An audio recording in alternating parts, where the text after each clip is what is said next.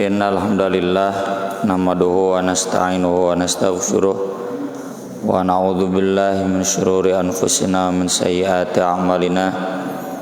Man yahdihillahu fala mudhillalah wa man yudlil fala hadiyalah.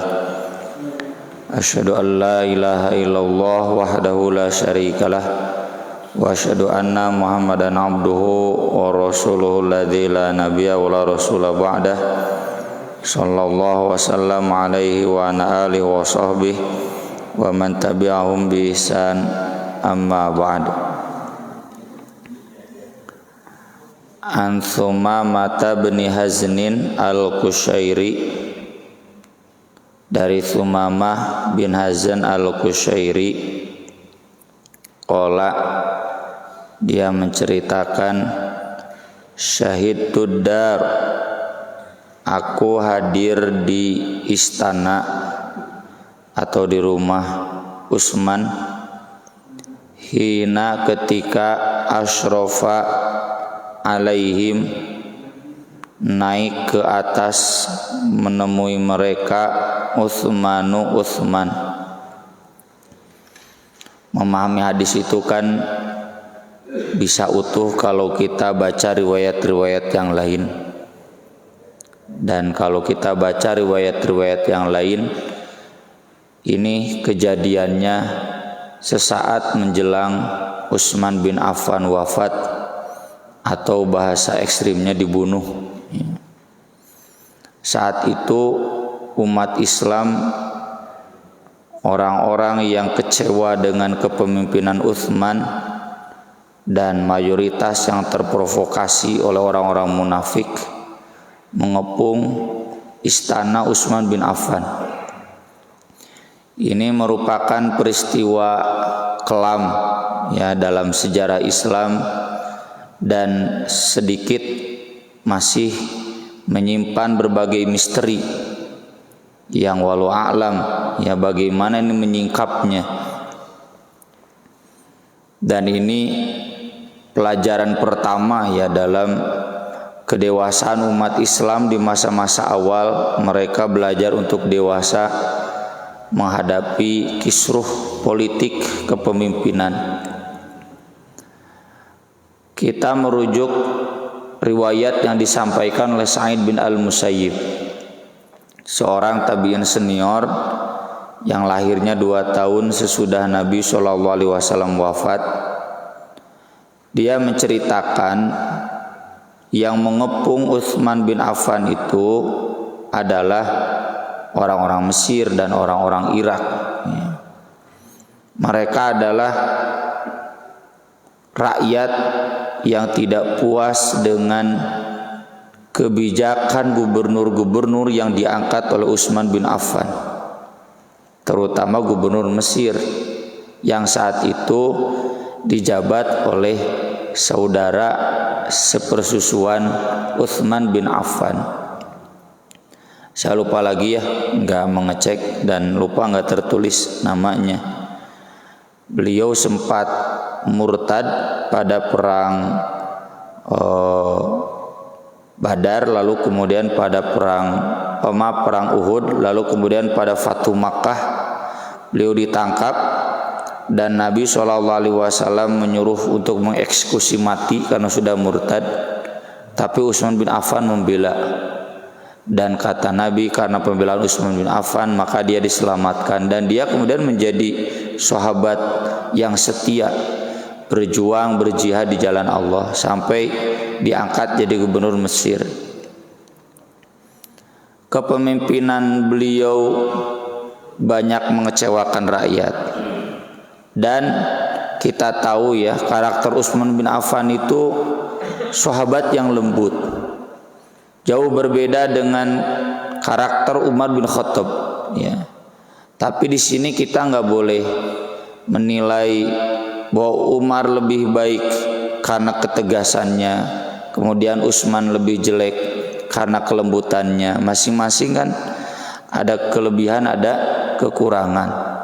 Kalau misalkan disebutkan Utsman itu dibunuh karena rakyat yang kecewa akibat kelembekannya dalam memimpin, ya Sama Umar bin Khattab juga kan dibunuh akibat kekecewaan rakyat saking tegasnya beliau. Ya, itu kan yang membunuh Umar bin Khattab itu bahkan sedang sholat subuh lagi. Ya. Itu orang-orang yang dulu mereka dapat zakat dari hak mu'allaf lalu di stop oleh Umar bin Khattab. Ya, tegas. Sekarang mah mau masuk Islam, nggak usah nunggu santunan gitu. Islam sekarang sudah jaya. Kalau enggak mau kafir silakan gitu kan.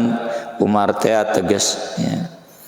Dan banyak orang yang kecewa, diantaranya yang pernah kita bahas ya di kajian Ahad online minggu kemarin. Nah itu jangan kita kemudian banding-bandingkan. Utsman bin Affan itu orangnya lembut, dermawan, dan beliau itu sangat penyayang kepada keluarganya. Maka dari itu banyak keluarganya yang diangkat jadi pucuk pimpinan. Contoh yang tadi saudara sepersusuannya jadi gubernur di Mesir. Saudara sepupunya Muawiyah bin Abi Sufyan jadi gubernur di Syam. Syam itu kan dulu basis Romawi Timur ya, yang sekarang Palestina, Suriah, Yordania itu dulu negara bagian dari Romawi Timur, Kristen ya, dan strategis ya. Mengenai nama merenlah Eropa gitu. Karena dulu Eropa masih the dark age ya, masih abad ke-8 lah, masih ketinggalan peradabannya. Yang disebut Romawi itu yang maju itu Romawi Timur, Konstantinopel. Nah, Syam itu salah satu pusat peradaban Romawi Timur yang kemudian dikuasai di zaman Umar. Lalu yang ditunjuk khalifah gubernur oleh Utsman bin Affan adalah Muawiyah bin Abi Sufyan. Marwan bin Al-Hakam jadi gubernur di Madinah, itu saudara sepupunya juga ya. Nah, kekecewaan rakyat kepada gubernur itu berujung pada demonstrasi mengepung istana. Dan dalam hal ini rakyat yang marah itu memang nggak bisa membuat tentara bagaimana. Contoh saja ketika mahasiswa mengepung MPR, DPR ya di masa Soeharto atau Soekarno, tentara lagi bisa kumaha ya, saking marahnya rakyat. Saat itu Utsman bin Affan bermusyawarah dengan para sahabat senior, Ali bin Abi Thalib, Zubair bin Al-Awwam, ya, Abdurrahman bin Auf, Thalhah bin Ubaidillah yang masih hidup. Dan diputuskanlah kalau begitu sudah ganti saja gubernur Mesir dengan Abdullah bin Abi Bakar, putra Abu Bakar. Suratnya buat stempel khalifah resmi. Dan berangkatlah rombongan Abdullah bin Abu Bakar termasuk Ali bin Abi Thalib bawa surat itu ke Mesir untuk meresmikan bahwa dia diturunkan dari jabatan gubernur Mesir dan diganti oleh yang ditunjuk baru Abdullah bin Abu Bakar. Selang 3 hari perjalanan, kata Sa'id bin Al-Musayyib, ini lebih akurat ya infonya daripada yang punten sok diajarkan di sejarah Islam di MTS ya, atau mungkin di SMP nuain lah Google makomo gitu. Hati-hati ya. Ini riwayat Sa'id bin Al-Musayyib itu lebih kuat. Ternyata di perjalanan rombongan Ali bin Abi Thalib ini bertemu dengan rombongan khalifah yang lain. Kalau sekarang mungkin ini rombongan presiden ketemu dengan rombongan pas pampres gitu. Nah, cenah rombongan pas pampres dia khalifahnya nggak ada. Maka ketika berpasangan dia dikejar lah. Setelah dikejar tertangkap, kenapa ini? Meraya mobil plat boro mungkulnya, pas pampres, baru khalifahnya nggak ada. Ditangkap, ternyata mereka membawa surat. Yang isi surat itu distempel khalifah mengatakan akan ada rombongan pemberontak yang datang ke Mesir. Ketika mereka datang bunuh gitu. Jadi ada 2 surat khalifah, satu yang dibawa Ali, untuk memberhentikan gubernur Mesir. Satu yang dibawa rombongan khalifah yang lain yang menyuruh gubernur Mesir membunuh para pemberontak yang dipimpin oleh Ali bin Abi Thalib. Ditangkap, tapi mual beneran kan, maka Ali pun tabayun balik lagi ke Madinah. Rakyat saat itu masih marah, ya. Ali bin Abi Thalib kemudian datang nanya kepada Khalifah Utsman, betul ini surat stempelnya, kalau sekarang kop surat tanda tangan stempelnya stempel khalifah? Utsman bin Affan mengatakan betul itu stempel khalifah. Lalu betul Anda yang menulis surat ini? Tidak. Sampai sumpah demi Allah, tidak, bukan saya. Masa saya udah nulis surat memperhatikan gubernur Mesir, kemudian sekarang harus menulis surat lagi untuk membunuh sahabat setianya. Ali bin Abi Thalib itu kan sahabat setia lah. Mohon Jokowi mah Luhut, ya, Luhut Panjaitan. Masa mau begitu ke sahabat Ali bin Abi Thalib? Ditelusurilah siapa yang bikin surat kaleng di istana. Ternyata gubernur Madinah Marwan bin Al-Hakam. Maka Ali bin Abi Thalib dan sahabat sedang menuntut bawa Marwan bin Al-Hakam. Nah disinilah Utsman bin Affan itu kan tadi juga orang yang mau dihukum mati oleh Nabi. Utsman bin Affan kemudian mengajukan jaminan, meminta dimaafkan. Nabi mengampuni, memaafkan. Utsman bin Affan pun karena pasti Marwan bin Al-Hakam dihukum mati karena sudah mengeluarkan instruksi untuk membunuh sahabat. Dan Marwan bin Al-Hakam itu sejak zaman Utsman hadisnya nggak diterima.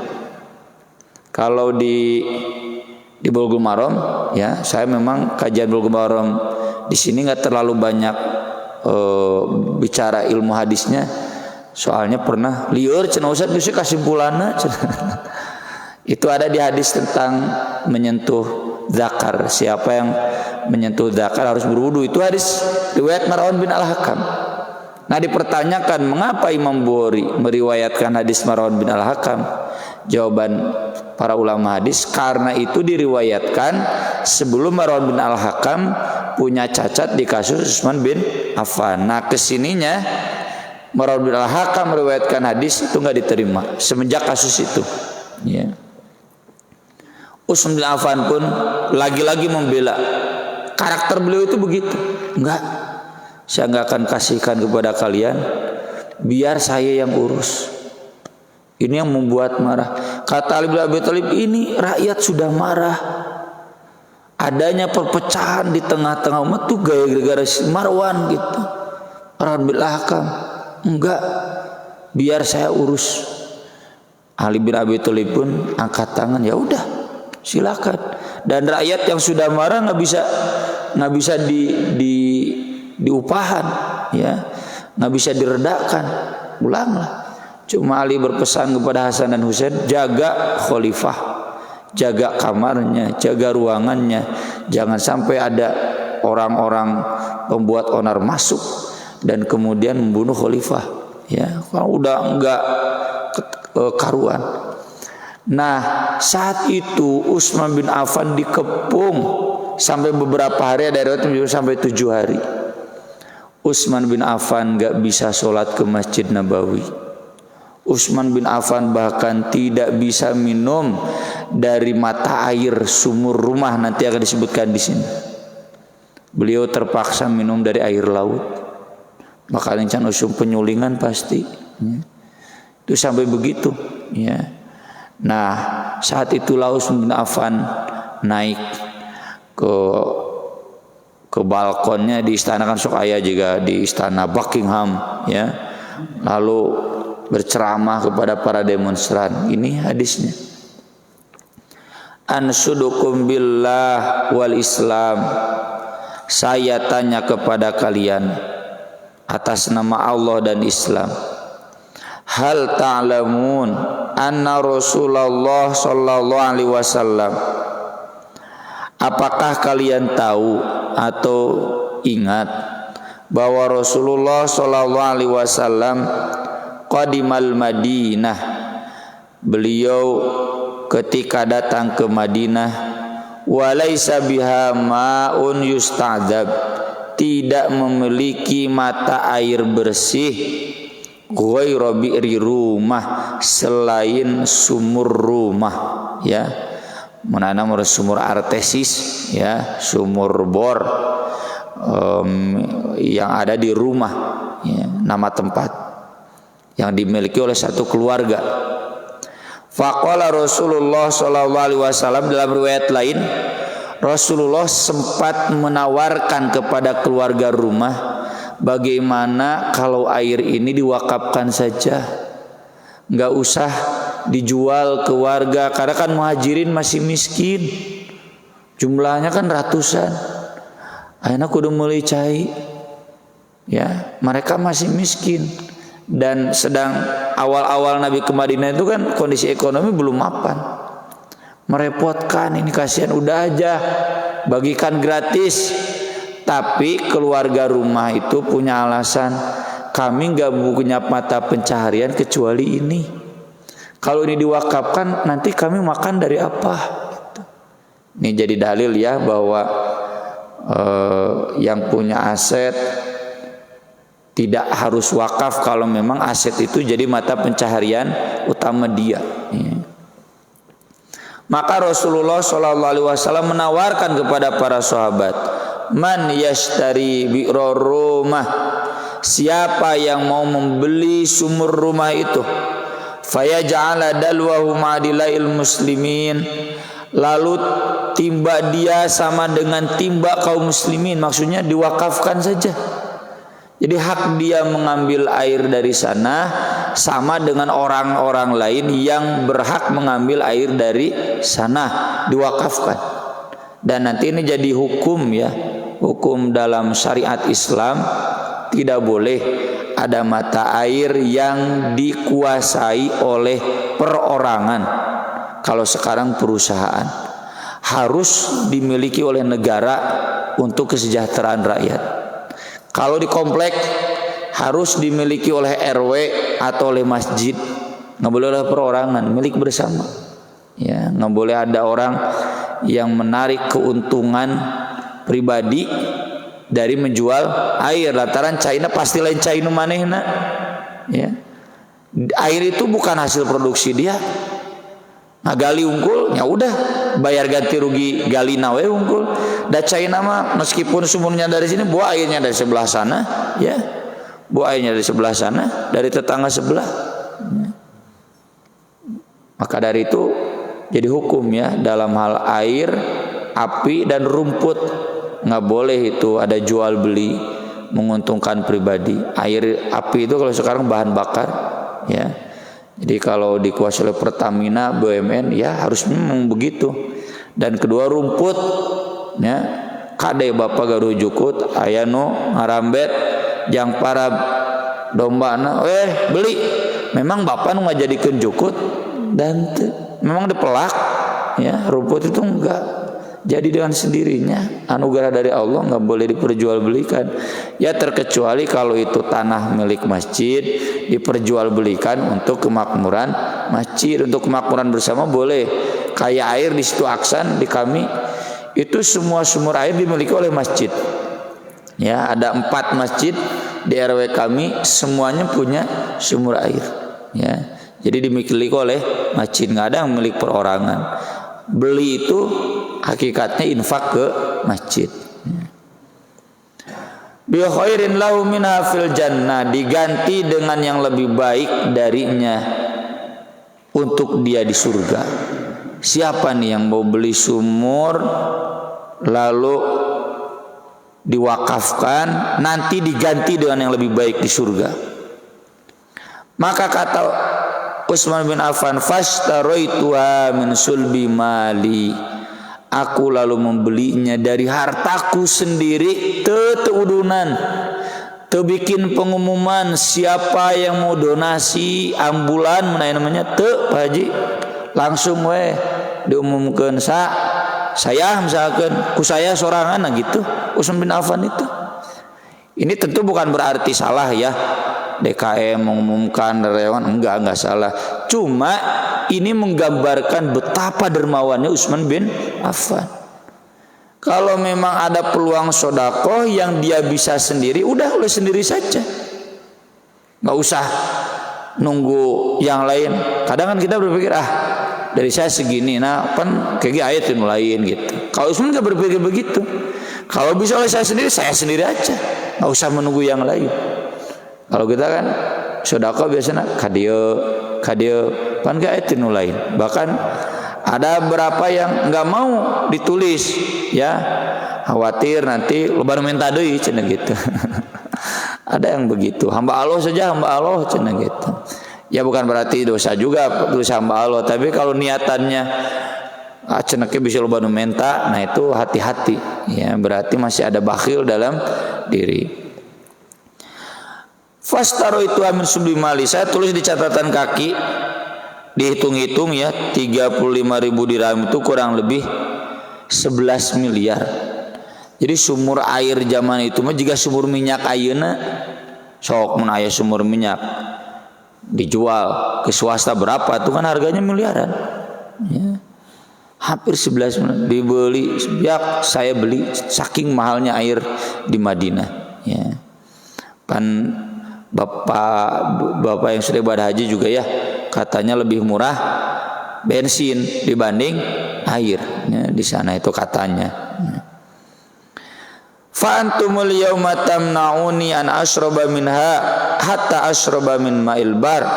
Tetapi kalian hari ini menghalangiku minum darinya hingga aku minum dari air laut. Qalu demonstran teh nyalala dari Allahumma na'am, iya Allah benar. Tapi ada masalah memang lain salah Usman itu cenah tuh si Marwan keluarkeun gitu. Kalau nggak dikeluarkan ya udah, ya kita bertahan di sini. Jadi pakai kekeh. Ya. Dan ini tolong catat Pak ya, bukan ria, bukan pamer. Kalau Bapak maaf, ini dulu yang gagas pembangunan masjid ini siapa? Yang menyumbang besar masjid ini siapa? Maksudnya ke Bapak. Apakah itu kemudian otomatis hancur amalnya sebagaimana firman Allah la tubtilu shadaqatikum bil manni wal adza. Bil manni itu kan menyebut-nyebut, tergantung niat. Kalau Utsman bin Affan di sini niatnya untuk mendapatkan haknya. Mun bahasa bobotoh mah ari eta baheula sumur dibeli teh ku sahapan ku dewek gitu. Kan ku aing asana saya dek nginum teu meunang. Mikir atuh cenah gitu.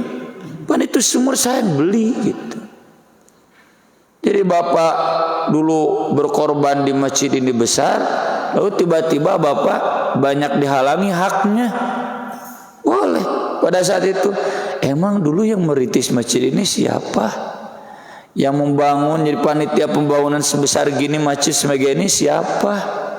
Sebagai pembelaanmu nggak apa-apa, agar anak muda tidak lupa dengan sejarah, agar anak muda tidak lupa terima kasih. Ya, kadang budak ngora teh kalau teh dipandang rata, cenah orang tua masa lalu gitu, aya gitu teh. Ya, itu anak muda yang kurang ajar. Ya, boleh pada saat itu mengingatkan. Ya. Jadi kalau al-mannu itu dia menyebut-nyebut karena pamer, nggak ada kepentingan dia sebut-sebut. Padahal sararagi geus apal. Ya, Pak Haji berperan besar dulu membangun masjid, tenaganya paling besar, uangnya paling besar. Udah pada tahu, akhirnya disebut-sebut deh gitu. Nggak usah, ya itu jadi menghancurkan sedekah. Kemudian kata Utsman bin Affan, ansudukum billah wal Islam, hal ta'lamun annal masjid quddaqa bi ahli. Saya bertanya kepada kalian dengan nama Allah dan Islam, apakah kalian tahu bahwa masjid dahulu sempat menjadi sesak karena jamaahnya bertambah banyak? Faqala Rasulullah sallallahu alaihi wasallam, lalu Rasulullah sallallahu alaihi wasallam bersabda, man yashtari buq'ata ali fulan fayazida fil masjid, siapa yang mau membeli lahan keluarga fulan lalu mewakafkannya untuk menambah masjid, bi khairin lahu min fil jannah, dengan balasan lebih baik dari itu di surga. Ini mungkin masjid sekarang setengahnya udah sesak, ada lahan di depannya kudu gedean persis seperti masjid saya yang sekarang sedang dibangun. Geseureun masjid teh buat tarawih, buat i'tikaf itu udah enggak muat ya. Pang-pangna buat i'tikaf karena banyak tamu yang datang dari luar, udah enggak muat ya. Maka harus dibesarkan. Siapa nih mau membeli? Karena kalau diwakafkan, ibu itu memang enggak punya rumah lagi, itu harta warisan buat anak-anaknya. Anak-anaknya juga membutuhkan. Siapa yang mau membeli? Utsman bin Affan mengatakan, "Fashtaroituha min sulbi mali." Saya yang membeli dengan harta saya sendiri. Teu kudu DKM ngumumkeun donasi kumpulkan reongan udah enggak. Datang untuk ke Nabi, biar saya beli sendiri lahan masjid, maka ditambahlah menjadi luas masjid ya. Fa antumul yauma tamnauni an usolliya fiha rakaatain. Tapi aneh kok sekarang kalian menghalang-halangi aku untuk sholat di masjid meski hanya 2 rakaat. Jang tahiyatul masjid 2 menit teu meunang. Allahumma na'am. Kata para demonstran, iya demi Allah itu benar ya. Ini menggambarkan tadi visi kedermawanan Utsman bin Affan.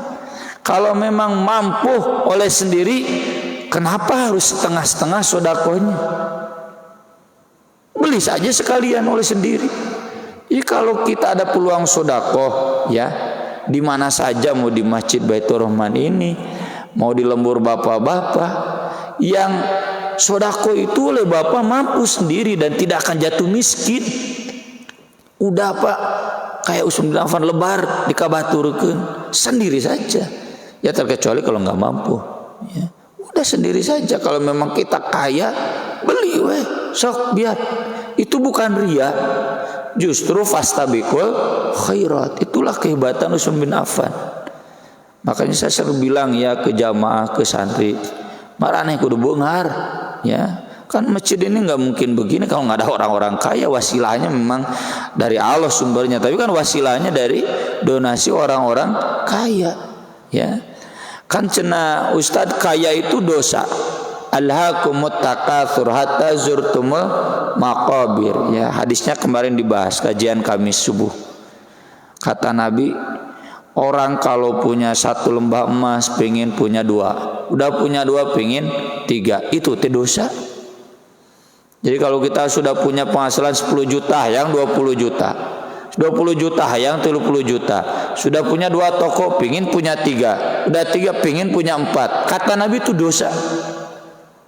Saya jawab, iya dosa teh kalau memang buat status sosial, ingin perlihatkan nih saya yang paling kaya di TKI gitu. Tapi kalau bernafsu kaya ngarah loba nu disumbangna, bagus. Dan masih ada orang-orang seperti itu, alhamdulillah ya. Saya tahu beberapa orang ada menyumbang deh kirang naon sok wis abdi sadayana gitu, tara kagok teu kudu saweran gitu. Ada yang begitu ya.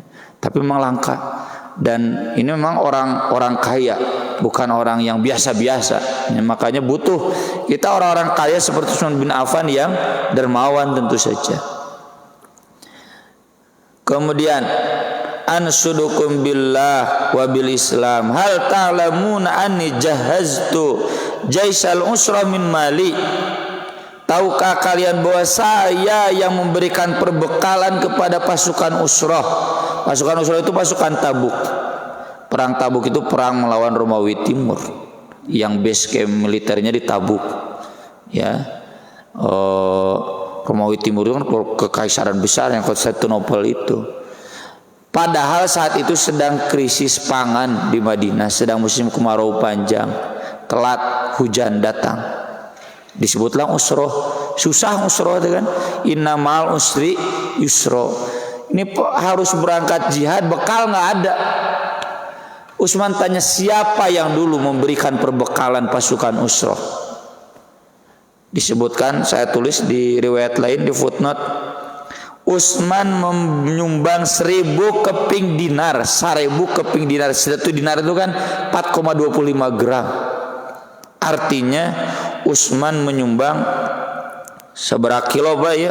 4 kilogram emas 4 kilo.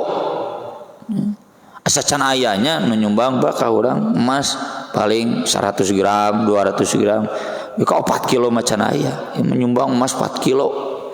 Kalau kita totalkan uang kurang lebih 3,4 miliar. Kemudian menyumbang unta lengkap dengan perbekalan yang mana mobil 300 jeung bensinna jeung sagala-galana jeung konsumsina geus tinggal indit gitu.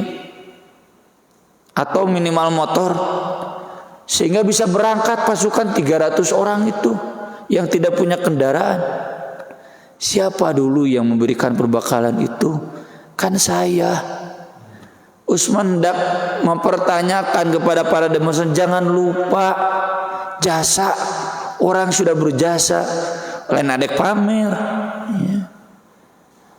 Jangan meragukan komitmen saya pada Islam. Jangan meragukan pengorbanan saya untuk Islam. Semua demonstran mengatakan Allahumma na'am ya.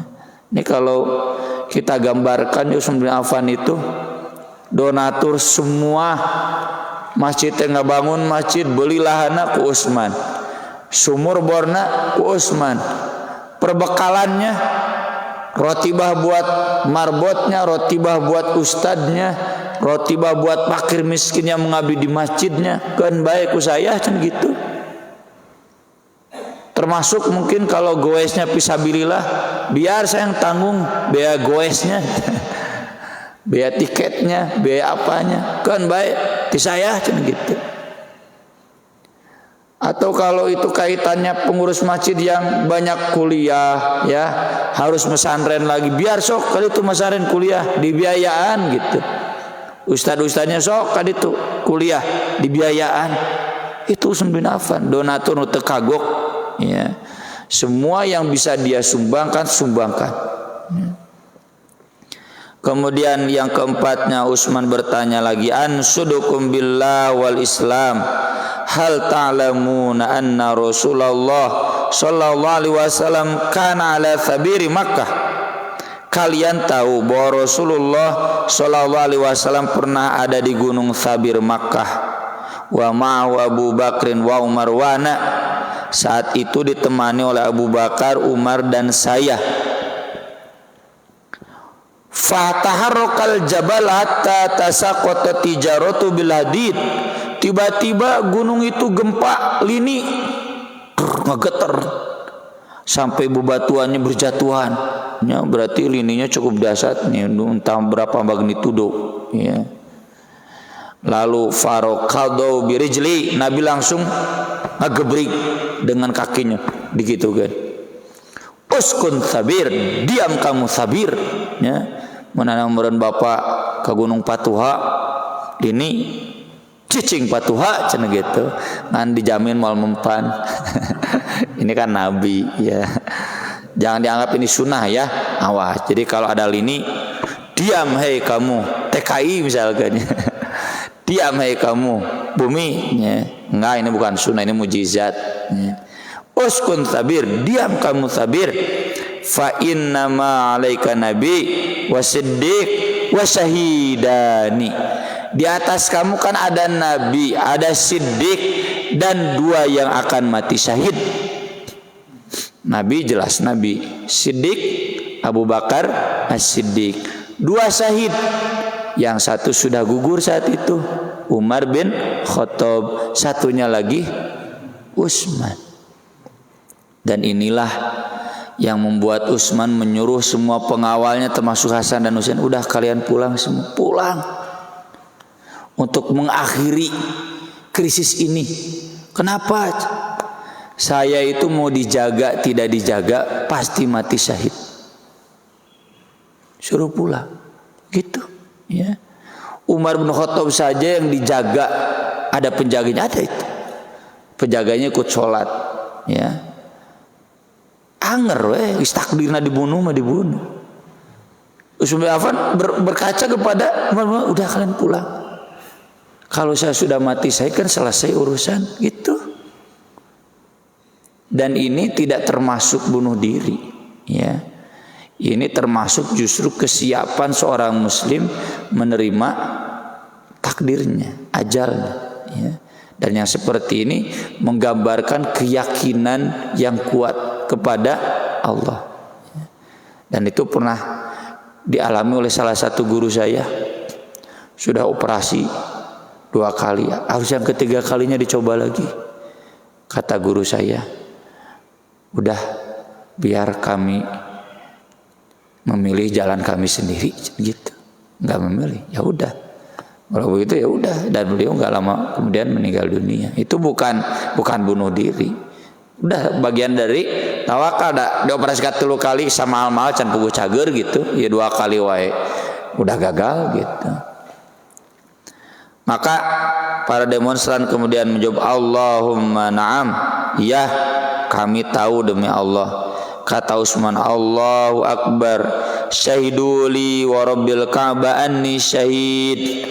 Allahu Akbar, syahiduli wa rabbil Ka'bah anni syahid. Allahu Akbar, syahiduli wa rabbil Ka'bah anni syahid. Utsman pun pulang. Dan singkat cerita seperti yang tadi diceritakan, ya. Jadi Utsman memilih untuk hidup mati syahid, dan udah takdirnya Utsman bakal mati syahid. Umar saja yang dijaga ketat, ya, di masjid. Kabin-kabin atunya nu sepuh masjid dek maehan aya gitu. Apalagi saat itu Utsman sudah dikepung, ya udahlah. Dan kemudian Utsman memilih itu. Ini jangan ada asumsi buruk, ya. Dan jangan dikait-kaitkan kalau ada orang yang dermawan, orang solih, lalu wafatnya tidak wajar, lalu kita asumsikan, biasa kan kita kalau ada ketidakwajaran meninggal kesana teh loba dosa gitunya, wah cenah berarti koruptor si Pak Haji teh ulah. Kematian tidak wajar itu kan di hadis syahid, ya. Ibu yang meninggal dunia ketika melahirkan syahid. Al-mabtun, orang yang meninggal karena sakit mah kronis, syahid. Man kutila duna malihi fahuwa syahid. Orang yang dibunuh membela hartanya, maksudnya oleh perampok, oleh penjahat, itu juga syahid. Jadi jangan kita menilai negatif, ya, kepada orang-orang solih yang kematiannya tanda kutip tidak wajar. Cek urang, dai cek Allah mah wajar we, sudah takdirnya. Misalkan apa tabrakan sampai meninggal dunia, nya hari nu jelas-jelas pelacur mah teu naon lah, nya dek dilanat oge da eta mah lanatkeun dunia akhirat, nya. Ini udah jelas orang solih, dermawan, ahli masjid, ada ketidakwajaran. Contoh punten ketika kasus di Mina kan, itu kan yang meninggal tidak wajar, kehausan diinjak-injak. Wah, cenah ibadah haji teh sugantenya diijabah kabeh doa, apa teh diijabah maut syahid. Maut syahid teh surga gitu. Jangan ada kesan negatif. Itu harus dihilangkan. Demikian beberapa pelajaran yang bisa kita ambil dari kedermawanan Utsman bin Affan. Mudah-mudahan bermanfaat, dan kalau ada pertanyaan saya persilakan. Tapi sebelumnya mungkin kemarin banyak yang bertanya, ya, mengapa tidak ada sholat gerhana di Bandung. Karena memang ketika maghrib gerhananya sudah habis.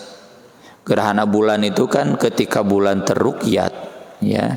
Kalau tidak teruqyat, di hadisnya kan begitu, fa idza ra'aitumu, yang saya tulis di website saya kirimkan ke Pak Haji Asep juga, jelas dalilnya kalau melihat. Kalau kemarin kita sholat, ibaratnya nanti kalau ada gerhana bulan di Eropa siang hari, masa kita mau sholat, ya. Itu kan gerhana buat wilayah itu, bukan wilayah kita. Jadi nggak ada syariat sholat gerhana, kecuali kalau misalkan ada masih tersisa setengah jam lagi, ya, kita beres sholat maghrib masih bisa. Seperti dulu pernah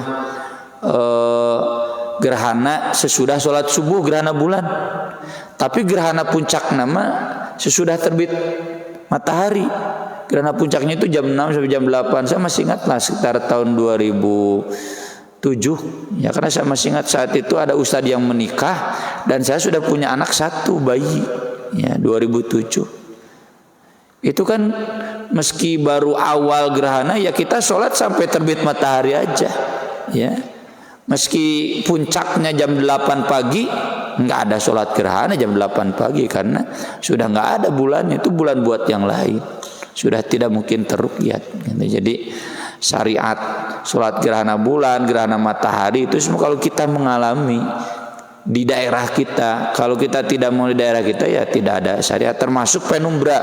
Kemarin itu kan sisanya maghrib itu penumbra. Penumbra itu kan bukan gerhana, cuma bayang-bayang pantulannya, bukan gerhananya, bukan terhalang gerhananya, sudah habis gerhananya, cuma tinggal pantulannya penumbra itu. Jadi tidak ada sholat gerhana di gerhana penumbra ya.